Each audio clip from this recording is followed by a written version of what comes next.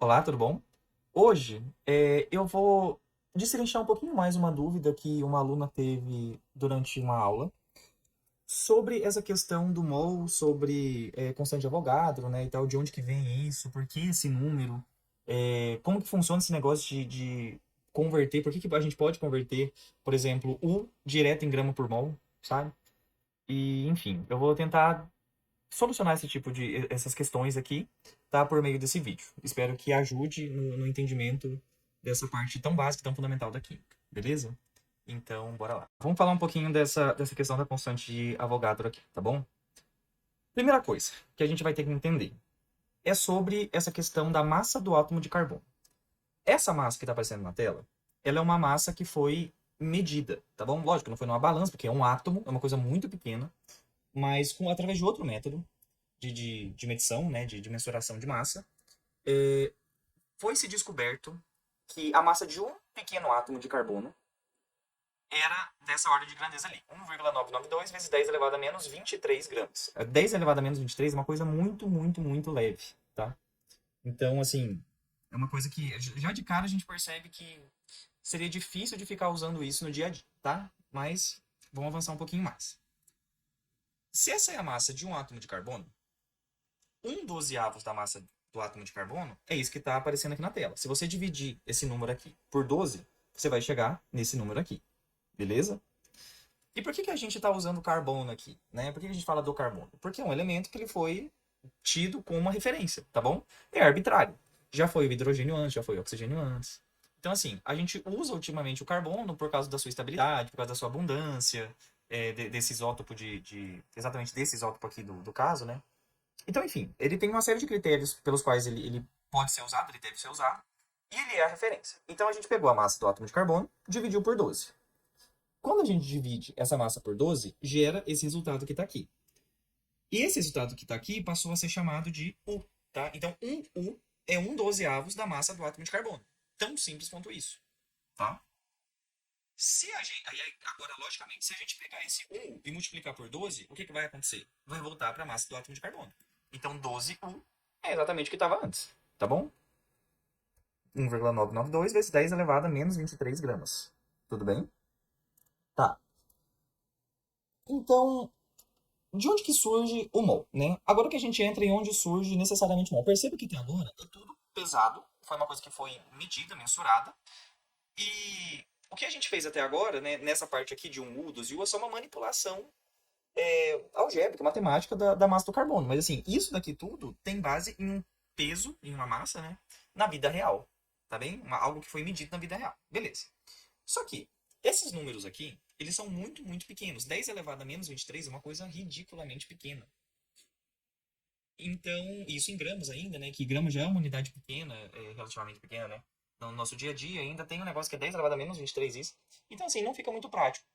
Então, o que que em algum momento um cara lá pensou, né? Na verdade, eu acho que não foi Avogadro, eu não sei direito a história, tá? Tem alguma coisa sobre não ser ele que popularizou isso, enfim, não sei direito. Mas alguém, não sei se foi o Avogadro ou não, não lembro agora, mas ele falou assim, cara, beleza, como que eu faria pra passar esse 12U para gramas? Entende?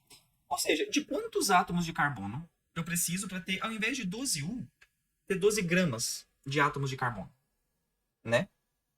Como que eu faria isso? Então tá, então como é que a gente poderia responder a essa pergunta? Vamos pensar assim, ó, eu quero saber quantos átomos de carbono eu preciso para obter 12 gramas.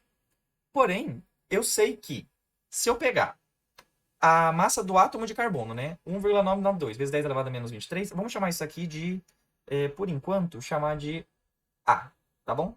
Só para facilitar aqui, vocês vão entender. Então, ó, um átomo de carbono possui A, tá bom? De massa. Essa massa aqui, tá? Só para repetir esse número grande. Então, de quantos átomos, que é essa pergunta, eu preciso para ter 12 gramas de átomos de carbono, né? Então, qual que é a resposta? Então, assim, ó, se a gente fosse fazer, vai fazer A vezes o que eu não sei, que é igual à multiplicação desses outros dois, né? Ou seja, 12 gramas vezes um átomo de carbono. Então, assim, o que eu não sei agora, né? Eu só passaria o A para baixo, né? Esse A viria aqui. Só que esse A, ele é a mesma coisa que aquilo lá que a gente tinha colocado, né? Então, 1,992 vezes 10 elevado a menos 23 gramas, no caso, né? Então tá, resolvendo isso, a gente corta grama com grama, né?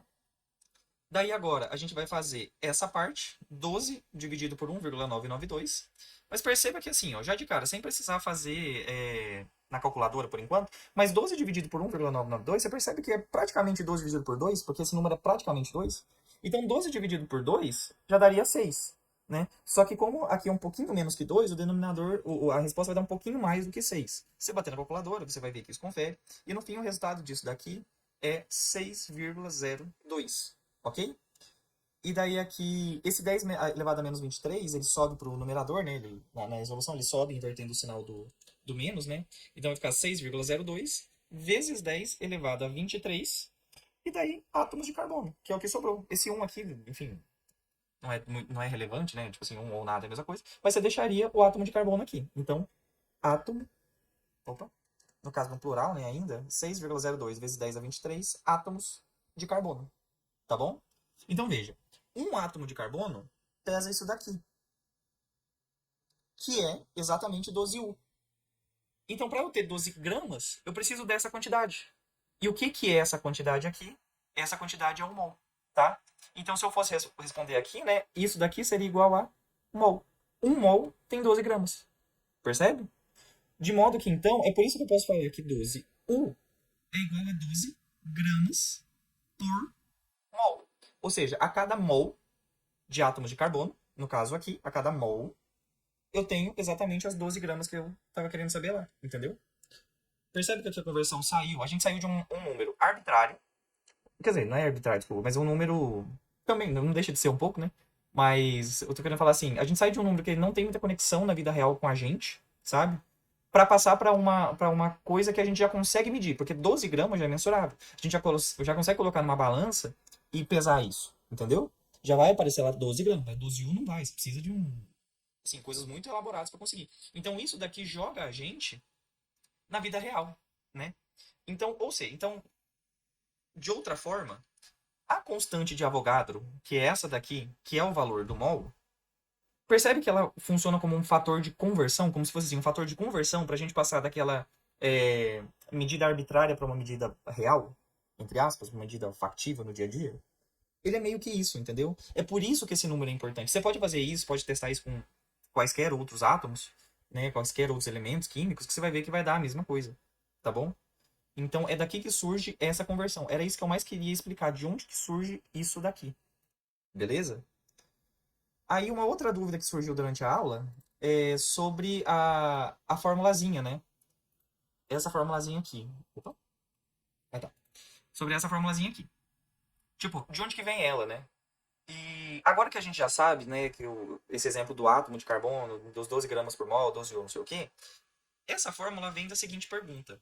De quantos mols de carbono eu preciso para obter 1.200 gramas de átomo de carbono? Isso aqui é só uma pergunta de exemplo, tá? Não vem disso, é uma generalização. Mas ao responder essa pergunta, a gente consegue entender de onde vem a fórmula, tá?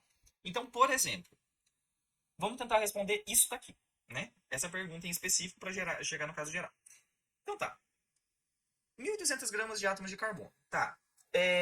Vamos lá. A gente acabou de ver que 12 gramas correspondem a 1 mol de átomos de carbono, certo? Se eu tiver 1 mol de átomo de carbono, eu tenho 12 gramas. Se eu tiver 6 vezes 10 elevado a 23, eu tenho 12 gramas de carbono. Então, se eu quisesse 1.200 gramas, quantos mols eu teria? Né? Essa é uma regra de 3 simples. Você até já deve ter visto, deve ter pensado na resposta aqui, né? Porque aqui multiplicou por 10 e tal. Mas não é importante pra gente o resultado. É importante pra gente pensar assim, ó. Primeiro que eu vou, ao invés do ponto de interrogação, já vamos jogar o N, né? Porque o que a gente quer é justamente o Nzinho daqui, né? Entender de onde ele vem? Porque N é número de mols. Eu tenho um mol, quantos mols? Então, N é número de mols. Então, resolvendo essa regra de 3, a gente teria 12 gramas vezes N é igual a 1.200 vezes 1 mol, certo? Então, esse N aqui, esse 12 iria para baixo. Opa, esse aqui, ó, 1.200 gramas, né? Esse 12 iria ali para baixo, né? Então, 12 gramas viria aqui. De modo que, você percebe que esse 1.200 é a massa que eu quero achar, de fato? É a massa tipo de verdade, como se fosse assim, o que eu quero, o meu objetivo é saber esse 1.200, essa é a massa do meu exercício. Então, Nzinho, eu vou só repetir, esse 1.200 eu vou entender ele como se fosse a massinha, né? Então, N é igual a massa do meu exercício, dividido por 12 gramas. Mas você percebe que 12 gramas é justamente a massa de um mol de carbono? Ou seja, isso, se é a massa de um mol, isso não é a mesma coisa que massa molar? Então, isso daqui é massa molar. Logo, Nzinho é igual a Mzinho sobre Mzão. E a medida, a unidade de medida, é mol, né? Porque N é o número de mols. Então, vai ser tantas vezes um mol, certo? Então, se o resultado aqui der 12, como ele dá, né? 1.200 por 12, quer dizer que dá 10 vezes um mol, ou seja, 10 mols. Ou mol, enfim, não lembro o plural certinho. Mas essa fórmula vem daqui, entendeu? É de uma regra de 3 simples, que a qual você não precisaria nem fazer, porque, assim, eu tô falando, você não precisaria nem saber a fórmula, né? Justamente por isso que eu te falei que você não precisa saber a fórmula, porque é só uma regra de 3. Ele vem de uma regra de 3, isso aqui meio que te faz perder tempo e, igual eu falei, mostra que você não entendeu direito o que você tá fazendo, entendeu? Então, enquanto menos fórmula você conseguir confiar, se você precisar confiar, melhor, né? Mostra que você tem mais entendimento do assunto. Beleza? Então é isso, espero que tenha esclarecido um pouco melhor, né, as questões da aula. E é isso, qualquer coisa, estamos aí, só mandar uma mensagem e muito obrigado por ter assistido. Falou!